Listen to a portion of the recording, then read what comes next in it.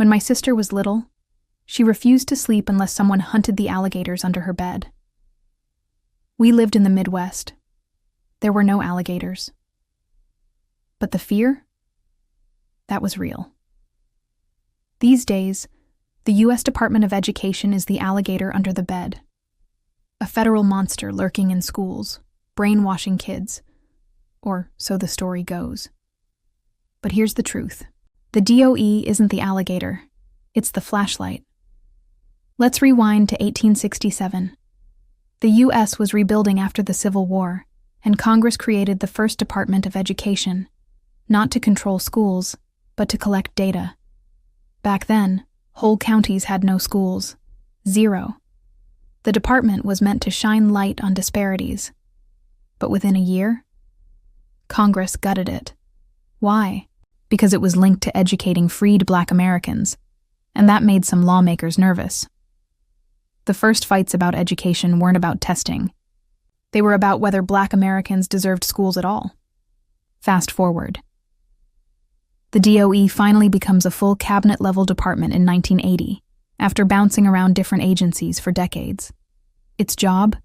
Enforce civil rights laws. Distribute funding like Title I, Pell Grants, IDEA. Protect students with disabilities. Hold states accountable. What it doesn't do? Force you to teach woke agendas. Write your curriculum, run your local schools. That's not its lane. That's your school board's job. And how much of the federal budget goes to the DOE? Just over 1%. And over 90% of that money goes straight to schools. So, what's the problem? The real fight isn't about money. It's about fear. Fear of losing control. Fear that fairness is a threat.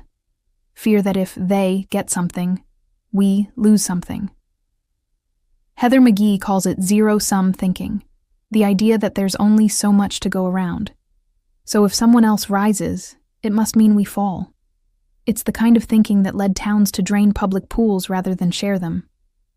And it's the kind of thinking that fuels efforts to dismantle the Department of Education today. So, how are we doing? Not great. We're 13th in reading, 18th in science, 37th in math, and we're still dealing with massive opportunity gaps based on race and income. But where there's investment, it helps.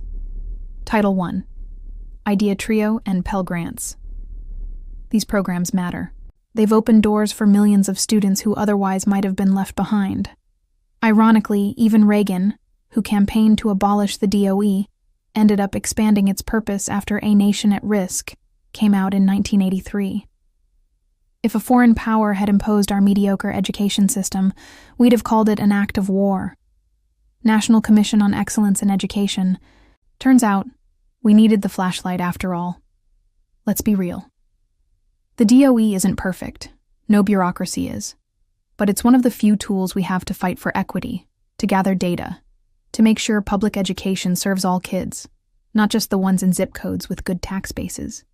We need to stop blaming imaginary monsters and start fixing real problems. Because the DOE isn't the monster under the bed. It's the flashlight we use to see what's hiding in the dark. Let's aim it where it counts. Subscribe for more bold commentary, neurodivergent insight, and real talk about education.